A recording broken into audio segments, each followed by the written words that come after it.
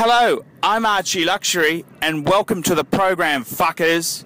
And today I'd like to talk about the greatest dual time zone watch in history. And look, let's be honest there, okay? I'm a huge lover of the Patek Philippe brand. But let's be completely truthful.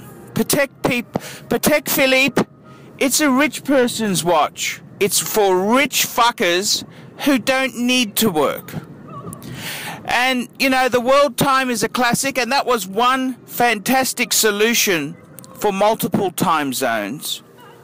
But it wasn't a normal person's sort of watch. They were for rich fuckers.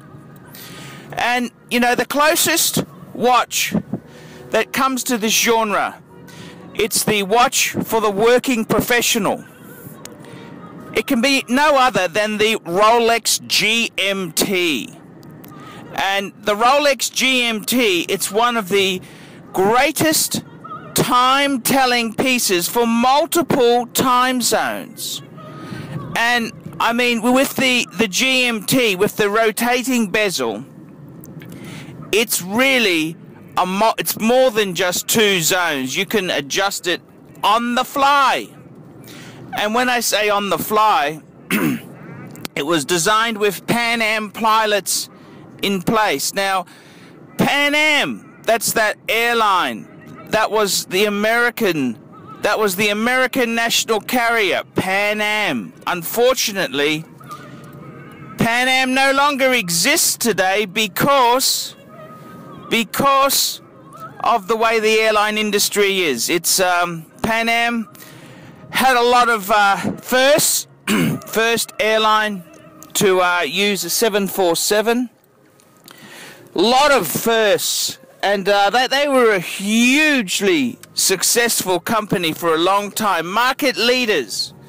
But they've fallen victim to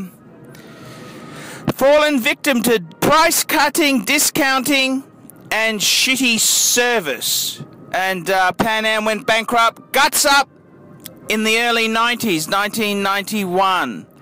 And a very sad day indeed, Pan Am. But that doesn't take away from the fact that Pan Am helped design these Greenwich Mean Time watches. And it was a completely new look at telling multiple zones. They turned the watch into a 24-hour type of piece. One hand goes around 12 hours, another hand goes around 24. Originally, on the GMT Master, the 24-hour hand was fixed in accordance with the 12-hour hand. But just a fabulous idea, fabulous concept, and you've got to hand it to them. The Rolex GMT. It's one of the all-time Rolex greats. And, you know, you think about it. You know. In its era, there was no iPhones, mobile phones that were smartphones. There weren't computers around. This was a pretty fucking clever thing. It was so simple in its execution, but so useful. It was a useful instrument for professionals. And this is what seeded Rolex. It wasn't a fashion trend. No, this was a piece for people who had jobs to perform, bills to pay, bitches to keep happy.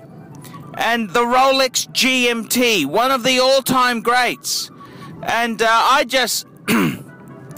don't think you can get a better GMT solution than a Rolex GMT. And whether it's the GMT or the GMT Master 2 doesn't really matter. They are fantastic watches, and you know, I think as a dual, you know, as a multiple time zone solution, the GMT really excels. I'm Archie Luxury. Tell me what you fuckers think of that.